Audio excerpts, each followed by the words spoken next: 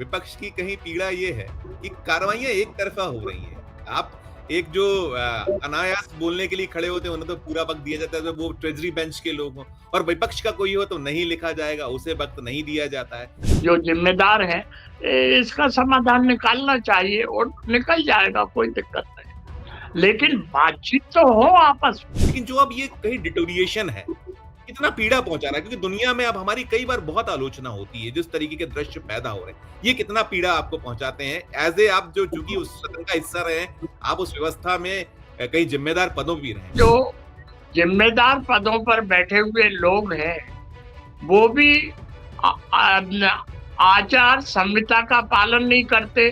संसद की एक गरिमा होती है, एक प्रतिष्ठा होती है और लोगों की निगाह संसद की कार्रवाई पर होती है। सदस्य क्या पहने, अभी एक विवाद ये भी टी शर्ट को लेकर विवाद है, ये भी अजब है, गजब है। ये मतलब ये इसको कैसे देखिएगा, इस पे क्या आपकी एक टिप्पणी होगी पचौरी भाई? रूल्स एंड प्रोसीजर का जब पालन होगा, समय समय पर जो हमने संकल्प पारित किए हैं उसका पालन होगा, तो संसद में अनुशासन रहेगा और संसद में व्यवधान पैदा नहीं होगा। नमस्कार, मैं हूं संजीव श्रीवास्तव, आप देख रहे हैं 4 PM न्यूज नेटवर्क। मित्रों, संसद में गतिरोध नई बात नहीं है, सरकार और विपक्ष में टकराव भी आम है, लेकिन हम ये देख रहे हैं कि बीते कुछ वक्त से संसद में बेहद बेहद टकराव भरे हालात बनते चले जा रहे हैं। और खास बात यह है, जैसे कि कहा जाता है कि सदन को चलाने की जितनी जिम्मेदारी सरकार की है, उतना ही कहीं जिम्मा विपक्ष का भी होता है। और ये जो टकराव के हालात बने या गतिरोध जैसी स्थितियां बने, तो इसमें आसंदी का रोल बहुत बहुत महत्वपूर्ण हो जाता है, चाहे लोकसभा हो और चाहे राज्यसभा हो। लोकसभा में स्पीकर और राज्यसभा में सभापति महोदय ऐसी स्थितियों को बहुत खूबी से टालते रहे हैं, पहले ऐसा होता रहा है, अभी भी कोशिश तो होती है, लेकिन देखने में यह आ रहा है कि कहीं ना कहीं आसंदी अब बार बार इस बात को लेकर कटघरे में आकर खड़ी हो रही है कि उसका रवैया जो एक निष्पक्ष अंपायर होता है वैसा नहीं रह गया है। यानी टकराव की जो स्थितियां बन रही हैं उसमें कहीं आसंदी मुख्य भूमिका में नजर आ रही, ये एक आरोप ज्यादा लग रहे हैं। और अब सवाल ये भी खड़े हो रहे हैं कि ऐसे हालात बार बार बन क्यों रहे हैं, क्या इन्हें टाला नहीं जा सकता है? स्पीकर का रोल क्या होना चाहिए, सभापति की भूमिका क्या होना चाहिए, इसे लेकर भी सवाल पैदा हो रहा है। और यह भी पूछा जा रहा है कि विपक्ष को किस तरह से पेश आना चाहिए। और इन सब के बीच एक बहुत अहम जो कड़ी हुआ करती थी, जो संसदीय कार्य मंत्री की भूमिका होती रही है, होती थी, उसमें भी कहीं ऐसा लगता है कि वो थोड़ा सा गौण हुई है। वो जो उसका एक दायित्व होता है, बनता है, वो शायद नहीं पूरा हो पा रहा है, या वो कोशिश हो रही है, वहां बात नहीं बन रही है। तो बहुत सारे प्रश्न हैं। और अभी जो स्थिति है, मैं बहुत जो बात कर रहा हूं इसको आप दर्शकगण समझ गए होंगे कि जो हो रहा है लोकसभा में, और अभी जो ताजा एक बहुत ऐसा विवाद खड़ा हुआ है जिसमें नेता प्रतिपक्ष राहुल गांधी जी ने सीधे सीधे आसंदी को इस आरोप के साथ कटघरे में खड़ा कर दिया है कि वो बोलने नहीं दे रहे हैं, बोलने नहीं दिया जा रहा है एलओपी को। और उधर हमने राज्यसभा में भी देखा है, राज्यसभा में जो एक वयोवृद्ध बहुत सीनियर लीडर हैं, और सबसे खास है कि वो लीडर अपोजिशन है, मल्लिकार्जुन खड़गे जी, कांग्रेस के अध्यक्ष भी हैं, उनका भी दर्द, उनका भी मर्म कुछ यही रहा है। तो ये हालात क्यों बन रहे हैं, जो मैंने सवाल उठ रहे हैं, उनको खोजने के प्रयास के लिए एक बहुत बहुत खास मेहमान के पास आज हम चलेंगे। उनसे पहले हम जोड़ते हैं, सबसे पहले जोड़ा जाए उनको।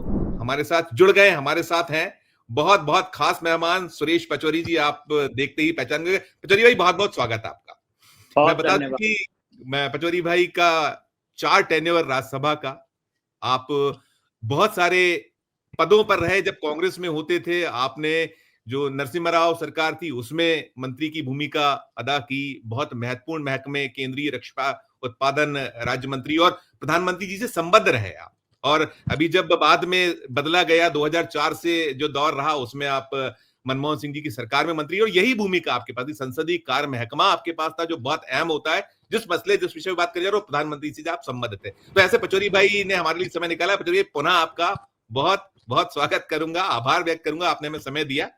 और शुरुआत यहीं से, बहुत धन्यवाद, और ये मेरा सौभाग्य है। बहुत बहुत आभार। और यहीं से शुरुआत की, जो संसद में जबरदस्त गतिरोध के हालात हैं और ये जो बहुत ज्यादा बढ़ते चले जा रहे हैं, क्या टिप्पणी आपकी कैसे टाला नहीं जा सकता? कहां कमी कहां पेशी आप देखते पाते हैं? शुरुआती टिप्पणी आपकी पचौरी भाई। देखिए, मेरा ऐसा सोचना है कि संसद में व्यवधान क्यों हो रहे हैं, इस पर हम गंभीर चिंतन करें, और संसद में अनुशासन रहे, इस पर हम गंभीर विचार करें। इसके लिए हमें समझना होगा कि प्रमुख भूमिका किन किन की रहती है संसद के व्यवस्थित संचालन में। सबसे पहले सदस्य की, उसके बाद मंत्री की, उसके बाद पीठासीन अधिकारी की। सदस्य को यह समझना चाहिए कि उससे क्या लोगों की अपेक्षाएं हैं, उसकी क्या जिम्मेदारी है, उस पर वो किस तरीके से खरा उतर रहा है। मंत्री यानी सत्ता पक्ष को यह समझना चाहिए कि देश के प्रति और संसद के प्रति उनकी क्या जवाबदारी है, और पीठासीन अधिकारी को यह समझना चाहिए कि किस ढंग से सद्भावनापूर्ण वातावरण में मैत्रीपूर्ण व्यवहार रखते हुए सबको विश्वास में लेकर संसद में अपनी भूमिका अदा करने का अवसर मिले, यह वो सुनिश्चित करें। यदि ये तीनों बात रह जाती हैं, तीनों घटक पूरे होते हैं, तो मैं नहीं समझता कि संसद में कोई गंभीर रूप से व्यवधान पैदा होगा, ऐसा मेरा अनुभव है। बिल्कुल बिल्कुल, आपने सही कहा। लेकिन हम ये देख रहे हैं अभी जो कुछ हुआ, आपने कहा कि आसंदी को आपने अंतिम पायदान पे रखा है, लेकिन हम ये पाते रहे हैं कि वो जो भूमिका का निर्वहन, जैसे टकरावों को टालने की बात होती थी, वो एक हमने बहुत कुछ देखा है कि उससे बहुत चीजें हल होती थी। अभी जो सबसे मुख्य जिसपे मैं चर्चा करना चाह रहा हूं, वो ओम बिरला जी वर्सेस राहुल गांधी जी, यानी आसंदी स्पीकर वर्सेस एलओपी। और एलओपी का ये कहना कि हमें बोलने नहीं दिया जा रहा है, कितना गंभीर है ये मामला, इस पे क्या टिप्पणी होगी आप? देखिए, मैं विनम्रता पूर्वक ये कहना चाहता हूं कि पीठासीन अधिकारी के पास असीमित शक्ति होती है, और ऐसा माना जाता है कि पीठासीन अधिकारी के निर्देश का पालन होना चाहिए। इस संबंध में 1992 में एक अखिल भारतीय सम्मेलन हुआ था, जिसमें सारे राजनीतिक पार्टी से जो है सुझाव मांगे गए थे कि सांसदों के लिए आचार संहिता किस ढंग की बनाई जाए, और उसमें ये सब बात आई थी कि संसद में जो सदस्य हैं, वो जो रूल्स एंड प्रोसीजर है पार्लियामेंट का, उसका परिपालन करें और आचार संहिता का परिपालन करें। आखिर दिक्कत कहाँ आती है? जब ये जो रूल बुक है, जो मैं बता रहा हूँ आपको, rules of procedure and conduct of business, इसका परिपालन नहीं होता है तो दिक्कत आती है। फिर सदस्य क्यों करते हैं? सदस्य को जब महत्वपूर्ण मुद्दे पर बोलने का कई बार कम समय की वजह से अवसर नहीं मिलता, या रूल पोजीशन में आने की वजह से नहीं मिलता, तो सदस्य को तो बोलना होता है। वहां थोड़ा पीठासीन अधिकारी को लचीलापन दिखाना चाहिए। और संजीव भाई, मेरा अनुभव ये रहा है, क्योंकि मैं डिप्टी चीफ भी रहा हूँ अपोजिशन के रूप में, और सत्तारूढ़ पार्टी के रूप में मैं पार्लियामेंट्री अफेयर्स मिनिस्टर रहा हूँ। जब अलग अलग पॉलिटिकल पार्टी के चीफ विप, जब पार्लियामेंट्री अफेयर्स मिनिस्टर, जब पीठासीन अधिकारी, इनमें आपस में सामंजस्य रहे, सामंजस्य का मेरा मतलब है वार्तालाप होता रहे, कोई निदान निकालने की, किसी भी इशू की प्रक्रिया में हम आगे बढ़े। जी बिल्कुल ठीक आपने फरमाया, ये बिल्कुल सही है कि जिम्मेदारियों की बात कर रहे हैं। लेकिन मैं एक खास बात जो आपने इसमें जोड़ा, संसदीय कार्य मंत्री की भूमिका एक बहुत बहुत महत्वपूर्ण होती है। आपने इस पद का निर्वहन किया और ऐसे बहुत अवसर रहे हैं, मुझे याद है, स्मरण है कि वो भी दौर था कि किस तरीके की सरकार थी, क्या नंबर्स थे, तब आप किया करते। अभी क्या लगता है आपको कि कहीं इस मोर्चे पर, यानी जो सामंजस्यता वाला मोर्चा है, वहां क्या कुछ कमी पेशी है जो इस वजह से ऐसे हालत बन रहे हैं? ये कुछ आप देखते या पाते हैं पचौरी भाई? बिल्कुल, मुझे ऐसा प्रतीत होता है कि वो जो सामंजस्य होना चाहिए, समय-समय पर कंसल्टेशन होना चाहिए, उसकी कमी है। मैं अपनी बात बताता हूँ कि पार्लियामेंट्री अफेयर्स मिनिस्टर जब मैं था, तो मैं अगर कोई मुद्दे हाउस में आना है, तो मैं लीडर ऑफ अपोजिशन से या जो महत्वपूर्ण अपोजिशन एमपीज़ हैं, उनसे बात कर लिया करता था। और जब मैं चीफ व्हिप प्रणब मुखर्जी थे, डिप्टी चीफ व्हिप था और सत्तारूढ़ पार्टी में अटल बिहारी वाजपेयी की सरकार थी, तो उस समय प्रमोद महाजन जी हमसे बात कर लिया करते थे कि ये मुद्दे आ रहे हैं, इसमें हम चाहेंगे कि इसको इस ढंग से आप आज जोर ना दें क्लैरिफिकेशन के लिए स्टेटमेंट पे, क्योंकि थोड़ा आज प्रधानमंत्री जी की तबीयत नासाज है। हम भी उसको कंसिडर कर लेते थे मानवीयता के नाते। तो वार्तालाप से कई समाधान निकल जाते हैं। जहाँ वार्तालाप ही नहीं होगी, जहाँ ऐसी भाषा का प्रयोग किया जाएगा जो कटाक्ष वाली होगी, जहाँ असंसदीय शब्दों का इस्तेमाल होगा, जहाँ व्यवधान पैदा करने के लिए लॉबी में जाया जाएगा, तो इस प्रकार की स्थितियां निर्मित हो जाती हैं। पचौरी भाई, आपने अपने दौर के अनुभव को साझा किया कि आप जब संसदीय कार्य मंत्री थे तो कैसे मैनेज फ्लोर को कर लिया करते थे, और आपने ये भी कहीं इंगित कर दिया है कि वो कहीं कमी पेशी आप देखते या पाते हैं।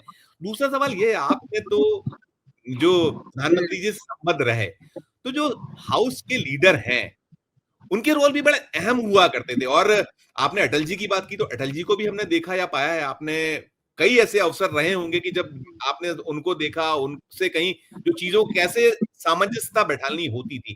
तो अभी जो सदन के नेता वाला जो, अगर हम उस मोर्चे पर देखें पाए, मोदी जी को तो मोदी जी कहते हैं कि सबका साथ सबका विश्वास, तो क्या वो सबका साथ सबका विश्वास ले पाने या दे पाने में कहीं कुछ नजर आता है आपको कि वो कहीं कुछ हो रहा है? वो कोशिश तो शायद करते होंगे। कोई नेता नहीं चाहता कि उसके दौर में कहीं ऐसा कुछ लिख दिया जाए या ऐसा इतिहास बन जाए जिससे कि आगे एक जो आने वाली पीढ़ियां हैं, भविष्य है, उसमें कहीं वो काला एक अध्याय जुड़े।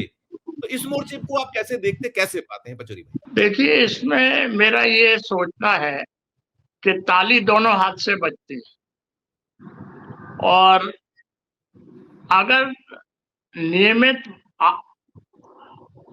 मेल मुलाकात होती रहे, आचार विचारों का आदान प्रदान होता रहे, तो कोई दिक्कत नहीं जाती।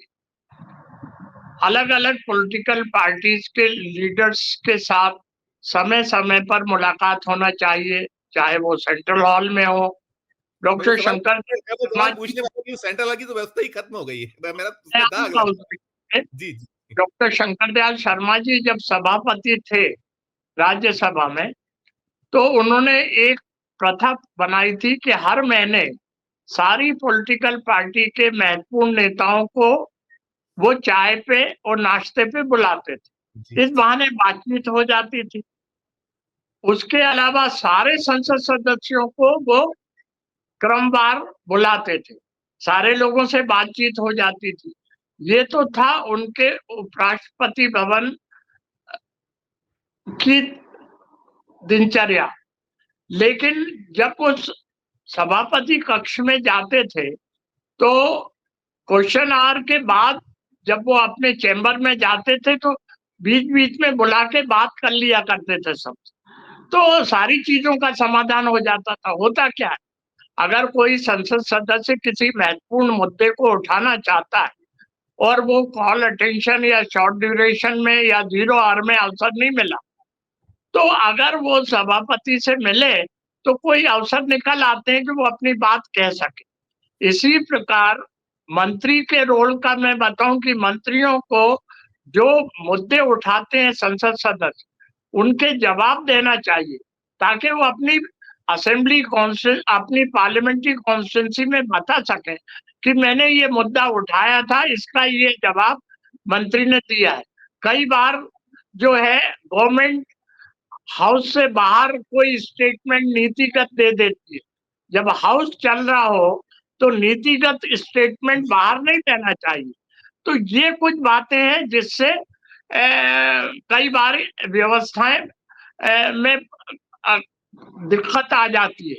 तो सदन में अनुशासन रहे, सदन में जो है नियम प्रक्रिया का पालन हो, सदन में व्यवधान ना हो, इसके लिए जहाँ सदस्य की भूमिका है वहीं पीठासीन अधिकारी की भी है और वहीं गवर्नमेंट की है। लॉयड जॉर्ज ने एक बात बड़ी महत्वपूर्ण कही थी संजीव भाई, कि सदन में राष्ट्र के लिए बोला जाता है। जब हम ये समझें, चाहे हम सत्ता पक्ष में हो या विपक्ष में, कि हम जो बोल रहे हैं वो राष्ट्र के लिए हम बोल रहे हैं, तो बहुत कुछ चीजों का समाधान निकल जाता है। और सदस्य को ये देखा जाता है कि हमारा जो आचार व्यवहार है वो टीवी पे लाइव टेलीकास्ट हो रहा है, तो हमारे इलाके के और हमारे प्रदेश के और हमारे देश के लोग हमें देख रहे हैं, तो सारी बातों का निदान निकल जाए। नहीं, बिल्कुल आपने ठीक कहा। मैं एक सवाल में मल्लिकार्जुन खड़गे जी की पीड़ा से जुड़ा पूछना चाहता हूं, लेकिन अब मैं पहले ये पूछूंगा कि भारतीय लोकतंत्र दुनिया के सबसे बड़े लोकतंत्रों में से एक माना जाता है, और जो हमारी चाहे संसद हो या संसदीय जो व्यवस्था है, जो हमारी प्रक्रिया है, उस पर दुनिया की निगाह नजर रहती है। और अभी जो हम देख रहे हैं पचरी भाई, आपने मतलब 24 बरस उस हिस्सा रहे हैं उस सदन का जिसकी हम बात कर रहे हैं, राज्यसभा के आप हिस्सा रहे हैं, लेकिन जो अब ये कहीं डिटोरिएशन है, कितना पीड़ा पहुंचा रहा है, क्योंकि दुनिया में अब हमारी कई बार बहुत आलोचना होती है जिस तरीके के दृश्य पैदा हो रहे हैं, ये कितना पीड़ा आपको पहुंचाते हैं एज ए आप जो चूंकि उस सदन का हिस्सा रहे हैं, आप उस व्यवस्था में कई जिम्मेदार पदों भी रहे हैं, उस पर आपकी प्रतिक्रिया? देखिए, संसद की जो पहली बैठक हुई वो 1952 में हमारे यहाँ हुई और हमने 50 वर्ष इसके मनाए 2002 में। उस समय हमने इन सब बातों पर बहुत गंभीरता से चर्चा की थी, क्योंकि मैं खुद मेंबर पार्लियामेंट था और मैंने उसमें भाग लिया था। उसके बाद जो संकल्प पारित संसद में और इन सम्मेलनों में हुए कि हम किस प्रकार से आचार और व्यवहार करेंगे, जब वो उसका परिपालन नहीं होता है तो दिक्कत होती है। कई बार ऐसा देखा जाता है कि जो जिम्मेदार पदों पर बैठे हुए लोग हैं वो भी आचार संहिता का पालन नहीं करते, जो रूल्स एंड प्रोसीजर है उसका सही परिपालन नहीं करते। मैं इन नामों के बारे में विस्तार से नहीं बताना चाहता हूं जो आपने लिए है, लेकिन अगर मैं गार्डेड वे में यही कहना चाहूंगा, अगर रूल्स एंड प्रोसीजर हम समझे पार्लियामेंट का, अगर हम आचार संहिता का पालन करें, अगर हम जिस विषय पे बोलने जा रहे हैं उसके बारे में वेल स्टडीड हो, और अगर हम पीठासीन अधिकारी को भी विश्वास में लेके चले और पीठासीन अधिकारी सदस्य को सद्भावनापूर्ण विश्वास में लेके चले, तो पीठासीन अधिकारी को इतने पावर रहते हैं कि वो गवर्नमेंट से भी कह सकता है कि मैं आज इस विषय पे चर्चा चाहता हूँ, यद्यपि वो रूल पोजीशन में नहीं आ रहे हैं, लेकिन विशेष परिस्थितियों में चर्चा इसमें होनी चाहिए, तो स्थितियों का समाधान निकल जाता है। नहीं, बिल्कुल बिल्कुल स्थितियों का समाधान निकलता है, रास्ते बनते हैं। अभी जैसे आप देख रहे होंगे एक बहुत जो हम एक मूल विषय है जिसके कारण ये पूरा का पूरा चर्चा हम कहीं कर रहे हैं, उसमें जो मैंने शुरुआत में कहा था, राहुल गांधी जी और बिरला साहब वाली बात कही, जो स्पीकर वर्सेस एलओपी की लोकसभा के, तो वहां ये हुआ कि मर्यादाएं तोड़ी जा रही हैं, खासकर राहुल गांधी जी पर, जो फिर उन्होंने वो जो जाकर सदन के बाहर कहीं मीडिया के बीच जो बात रखी कि मुझे बोलने नहीं दिया जा रहा है, तो ये कहीं आप पाते हैं कि मर्यादाओं के तोड़ने के जो आरोप आक्षेप है, इसे कैसे देखते हैं कहीं, क्योंकि आप बहुत बारीक पैरी निगाह तो रखते हैं, ये पूरा मसला आप कहीं देख रहे हैं, इसमें क्या आप पाते देखते हैं, क्या आपकी मशविरा होगा? आप भारतीय जनता पार्टी के एक बहुत ऐसे सीनियर लीडर हैं और आपने बहुत लंबे वक्त तक कांग्रेस में रहे हैं, तो इस पे क्या आपकी राय होगी एज ए एक विशेषज्ञ, एज ए एक पूर्व संसदीय कार्य मंत्री, महत्वपूर्ण भूमिकाएं निभाने वाली, तो क्या आपकी इसमें मशविरा होगा और क्या वो उन्होंने मर्यादाएं तोड़ी, ऐसा कुछ देखते पाते हैं? संजीव भाई, मैं राजनीतिक पार्टी के कार्यकर्ता के रूप में कोई टिप्पणी नहीं करना चाहूंगा और जी। ना मंतव्य देना चाहूंगा। मैं केवल विनम्रता पूर्वक ये कहना चाहता हूँ, संसद की एक गरिमा होती है, एक प्रतिष्ठा होती है और लोगों की निगाह संसद की कार्यवाही पर होती है। जी। सदन का नेता, सदन में विपक्ष का नेता और सदन का सदस्य, ये बड़ी इम्पोर्टेंट भूमिका इनकी रहती है। और इन ये जब इम्पोर्टेंट भूमिका इनकी रहती है और ये अपनी जिम्मेदारी का एहसास एक गंभीरता से करें तो ये दिक्कत नहीं आती। सदन का नेता तो प्रधानमंत्री रहता है, विपक्ष का नेता जो सदन में रहता है उसे कैबिनेट मिनिस्टर का दर्जा प्राप्त होता है और जो भी इम्पोर्टेंट मीटिंग होती है उसमें वो विशेष सम्मान के साथ उसे आमंत्रित किया जाता है। तो मैंने जो बीच में सम्मेलन सदन की कार्यवाहियों के संबंध में 92 में हुए, 96 में हुए, 2002 में हुए, उनके पास किए गए संकल्प का जिक्र किया, तो उसमें सभी राजनीतिक पार्टी ने ये सलाह दी थी कि आचार संहिता का पालन होना चाहिए और हमें ऐसी शब्दावली का प्रयोग करना चाहिए हमें कि वो गरिमापूर्ण हो, हमें किसी पर व्यक्तिगत आक्षेप नहीं लगाना चाहिए, हमें तर्कपूर्ण अपनी बात संसद में कहनी चाहिए। जब वो संकल्प का ही परिपालन हो जाएगा ना, तो मैं सोचता हूँ सारी चीजों का समाधान। इसमें एक चीज और भी मैं पूछूंगा आपसे, आप तो रहे हैं तो सदस्य क्या पहने। अभी एक विवाद ये भी टी शर्ट को लेकर विवाद है, ये भी अजब है, गजब है। ये मतलब ये इसको कैसे देखिएगा आप, इस पे क्या आपकी एक टिप्पणी होगी पचौरी भाई? ये 349 है। जी हाँ, उसका उल्लेख तो उन्होंने किया है, जो परसों वाली हाँ, 349 पे ही दी उन्होंने, जो 349 पे। उल्लेख किया है कि संसद में आप कैसे रहें, क्या पहन के आए, आप बैज लगा के आए या कोई झंडा लेके ना आए।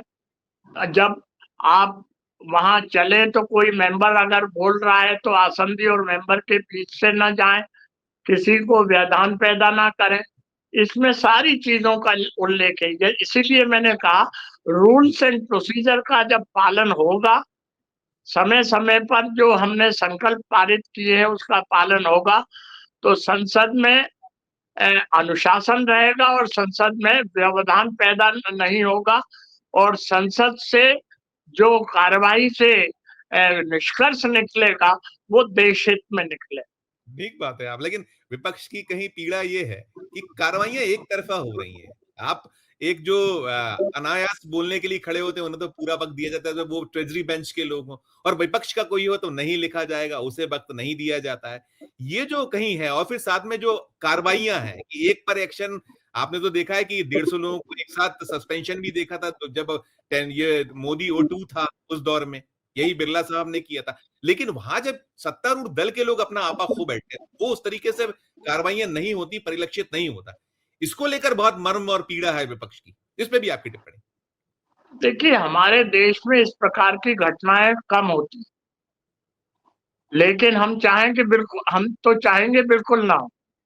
कई बार प्रदेशों में विभिन्न विधानसभाओं में होती है, केरला में हुई, गुजरात में हुई है, लेकिन ऑस्ट्रेलिया में एक ऐसी घटना हुई संजीव भाई कि सर। वहां विपक्ष के नेता ने पानी का भरा हुआ गिलास ही प्रधानमंत्री पे फेंक दिया। ओहो। कम से कम ऐसी स्थितियां अभी नहीं आई हैं और हम चाहेंगे कि ऐसी स्थिति ना आए। बिल्कुल, बिल्कुल। नहीं, एक चीज़ इसमें एक और चीज़ है, जो जैसे मल्लिकार्जुन खड़गे साहब हैं, आपने तो बहुत सारा, जब जो सीनियर मोस्ट लोग होते हैं, उनको एक रिगार्ड मिलता है, उनसे कहीं कुछ सीखने को चाहते हैं, और चाहे आसंदी भी हो, आसंदी को भी लगता है कि ऐसे सीनियर लीडरों से कुछ चीज़ें हम गेन कर लें। लेकिन अभी हो यार ऐसा, मल्लिकार्जुन खड़गे जी का दर्द देखिए, वो कहते हैं कि माइक बंद कर दिया जाता है, राहुल जी ने भी दर्द व्यक्त किया, कैमरे नहीं आते, उन्होंने भी व्यक्त किया, राहुल जी ने भी किया, सारे विपक्ष को लेकर उनका कहीं था। कहीं ये भी उनका रहा कि बिल्कुल एक टीचर और स्टूडेंट सा व्यवहार हो रहा है। तो इस पे भी आप कुछ, चाहूंगा कि टिप्पणी कीजिएगा कि इसको जो मर्म या ये पीड़ा है, ये इसको कैसे, ये क्या, प्रिजाइडिंग ये ऑफिसर के ये ये साथ क्या ये क्या ये क्या ये क्या ये क्या गैर वाजिब है विपक्ष की ओर से टिप्पणियां, या ये पीड़ा? सचिन भाई, इसमें ऐसा है ऐसी कोई अनहोनी स्थिति अगर सदन के अंदर कार्रवाई करते समय बनती है, तो सदन के पीठासीन अधिकारी के साथ बैठ के और पीठासीन अधिकारी सत्तारूढ़ दल के लोगों को बुला के, जो जिम्मेदार हैं, इसका समाधान निकालना चाहिए और निकल जाएगा, कोई दिक्कत नहीं। लेकिन बातचीत तो हो आपस में, वही कहीं वही बातचीत का वार्तालाप तो हो, वो बैठक तो शायद हो। जी, वही कम हुआ इसलिए। एक चीज़ और भी पच भई आपने बहुत इम्पोर्टेंट चीज़ कही कि जो हम ये पा रहे हैं, चाहे वो संसद हो, उसके जो चुने हुए या जो जिन्हें निर्वाचित किया गया, उनकी अपनी जो कहीं एक जो साख थी या जो उनकी एक जिस तरीके का समाज में एक कहीं उनका जगह थी या हम विधान परिषदों में आए, विधानसभा में आए, वहाँ उसका भी बहुत क्षरण हुआ है। और कहीं न कहीं हम ये पाते हैं, देखते हैं कि सिर्फ और सिर्फ चाहे वो संसद हो या फिर राज्य विधानसभाएं हो, वहां दलगत बहुत राजनीति बहुत ऊपर हो गई। जो निष्पक्षता हमने सोमदा जैसे भी अध्यक्ष देखे, हमने पीएस संगमा साहब को भी देखा, हमने सुमित्रा महाजन ताई को भी देखा कि अवसरों को कहीं क्रिएट किया जाता है विपक्ष के लिए। क्या वो वैसी कमी है? मैं संसद पे ही पूछूंगा आपसे कि वो कुछ आप देखते पाते हैं कि उसमें कहीं कुछ कमी पेशी आ रही है, इसलिए ऐसे हालात ज्यादा पैदा हो रहे हैं? देखिए, संसद में जब हमारा पार्टिसिपेशन हो तो हमारी मंशा ये होना चाहिए कि हमारा पार्टिसिपेशन जो है विकास के मद्देनजर हो रहा है, राष्ट्र हित में हो रहा है और जनता जिन समस्याओं से जूझ रही है उसका समाधान खोजने के लिए हो रहा है। हमारे व्यक्तिगत उसमें स्वार्थ नहीं दिखना चाहिए। कई बार पार्लियामेंट क्वेश्चन में ये माना जाता है कि ऐसे क्वेश्चन किए जाते हैं जो किसी को टारगेट करते हैं और जिससे निजी कोई फायदा हो या बिल्कुल। किसी अफसर को टारगेट करके किया जाता है, तो ये मंशा नहीं रहना चाहिए, नंबर 1। नंबर 2, बहुत संयमित भाषा का प्रयोग होना चाहिए। कोई भी बात आप कहते हैं, तो आप शालीनता के साथ कह सकते हैं, वो भी असरदार होती। लेकिन अगर हम एक ऐसे शब्दों का इस्तेमाल करें जिससे आदमी अपमानित महसूस करे, तो फिर सदन तो सदन होता है, तो जी। उससे व्यवधान की स्थिति पैदा हो जाती है। जिस प्रकार से आप लोग एंकर के नाते अपनी बात कहते तो हैं, लेकिन ऐसी इस ढंग से कहते हैं, इस भाषा में कहते हैं कि उसका असर पड़ता है, तो वही स्थिति सदन में होना चाहिए। इसलिए मैंने पहला वाक्य बोला था कि सदस्य क्यों सदन में है, जब वो ये ज़िम्मेदारी का एहसास कर लेगा, तो कभी कोई अनहोनी बात नहीं होगी। और जब सत्तारूढ़ पार्टी ये एहसास कर लेगी कि उसको बहुत आशा और विश्वास और अपेक्षा के साथ सत्ता में लाया गया है, तो वो अपनी ज़िम्मेदारी पूरी करे और पीठासीन अधिकारी ये माने कि वो निष्पक्ष रहे, सद्भावपूर्ण रहे और हमेशा इस नाते रहे कि सभी के लिए वो समाधान कारक बने, इस नियत से काम करे, तो कभी कोई दिक्कत नहीं। बिल्कुल, मैं 1-2 सवाल में खत्म करूँगा। मैं एक तो सवाल मेरा ये है कि ये प्रिविलेज है कि जो सदन के नेता हैं, कभी भी खड़े होके अपनी बात कह सकते हैं, बोल सकते हैं और यही कुछ अधिकार लीडर अपोज़िशन को, एलओपी को है कि उनको भी अवसर दिया जाता है। ये जो हो ये रहा है, शिकायत ये है कि एक तरफ़ा ये सब कुछ चल रहा है। तो इसमें ये तो है ही ना कि आपको चाहे नेता सदन हो या नेता विपक्ष हो, उनको वक़्त देना ही देना है। इसमें कहीं कुछ कमी-पेशी तो देख पा रहे हैं अब?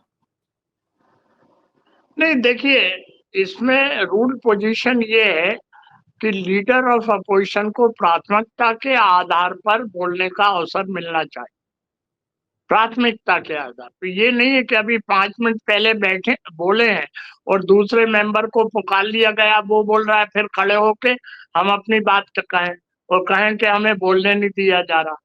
तो हर एक की एक गरिमा होती है और हर एक का एक अधिकार होता है। सदस्य सदस्य होता है, उसे भी अपनी बात पूरी कहने दीजिए। मंत्री अपना वक्तव्य दे रहा है या अपना उत्तर दे रहा है, बीच में खड़े होके बोल दिया गया, तो हर एक की गरिमा है। इसी प्रकार से मंत्री को भी ये चाहिए कि वो उत्तर समुचित दे। मतलब किसी प्रकार का हिडन रिप्लाई नहीं होना चाहिए, सारी बात पटल पे साफ तौर पे रखे। मंत्री अपना जवाब सही दे और सदस्य जो है अपनी भूमिका सही निभाए। बिल्कुल पचौरी, मैं अंत में पूछना चाहूंगा कि जितने जो स्थितियां अभी बनी हुई हैं, जिस तरीके के टकराव के हालात, या जो सबसे खास इसमें यह है कि जो हमारी संसद या जो हमारी संसदीय एक उच्च परंपरा, उच्च एक कोटि का पूरा हमारा ये सफर रहा है, और इसके कारण जो कहीं डेंट्स हो रहे हैं, और राष्ट्रीय तो है स्तर पर, लेकिन अंतर्राष्ट्रीय स्तर पर हमें जो कहीं बहुत बार ऐसा लगता है कि वहां जब वहां की मीडिया में छपता है तो पीड़ा ज्यादा होती है।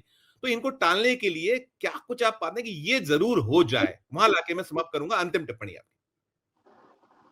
देखिए, इसमें मैं यही कहना चाहूंगा कि एक मीटिंग इन लोगों को बुलाना चाहिए। मैं ये नहीं कह रहा कि राष्ट्रीय स्तर पे बुलाएं, लेकिन जिस प्रकार से 92, 96, 97 और 2002 के जो डिसीजन हुए, उनके परिप्रेक्ष्य में एक मीटिंग डिफरेंट पॉलिटिकल पार्टी के लीडर्स की, उनके सचेतक की और जो है पार्लियामेंट्री अफेयर्स मिनिस्टर की बुलाना चाहिए। उसमें कृपा पूर्वक स्पीकर भी रहे और राज्यसभा के सभापति भी रहे, और अच्छा हो कि उसमें प्रधानमंत्री जी भी आए, तो सारी चीजों पे खुल के विस्तार से चर्चा हो जाएगी और समाधान निकल।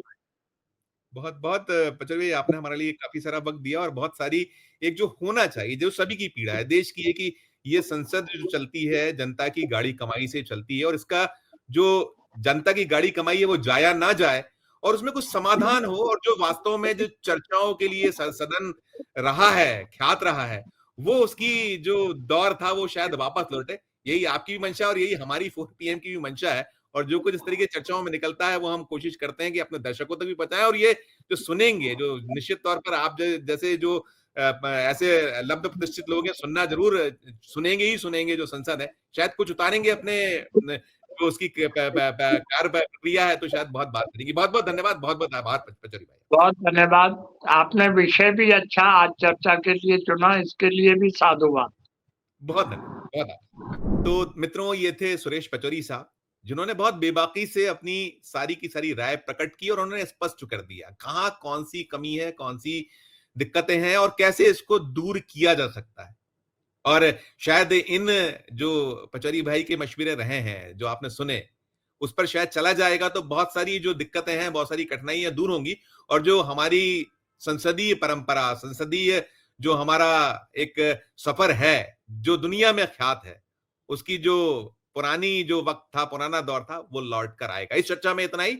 हमारा अनुरोध यही होगा कि आप भी इस पूरी जो चर्चा आपने सुनी, उस पर जो टिप्पणी है कीजिएगा, और क्या कुछ आपके मशवरे हैं, चाहे वो प्रधानमंत्री जी हो, नेता विपक्ष हो, यानी सदन के नेता हो, नेता विपक्ष हो लोकसभा में, और उधर यदि राज्यसभा में जाइए तो राज्यसभा में वहां जो सभापति महोदय है, इधर स्पीकर साहब है लोकसभा में, जो टिप्पणी हो उनके लिए, जो आपकी राय हो, हमारे इस वीडियो कमेंट बॉक्स में जाके जरूर कीजिएगा। और अच्छी लगे हमारी चर्चा तो चैनल को लाइक कीजिएगा, सब्सक्राइब कीजिएगा, ज्वाइन का बटन दबाइएगा, तो और हमारी हौसला अफजाई होगी। प्यार और इसने बनाए रखिए और देखते रहिए 4 PM न्यूज नेटवर्क। धन्यवाद, नमस्कार।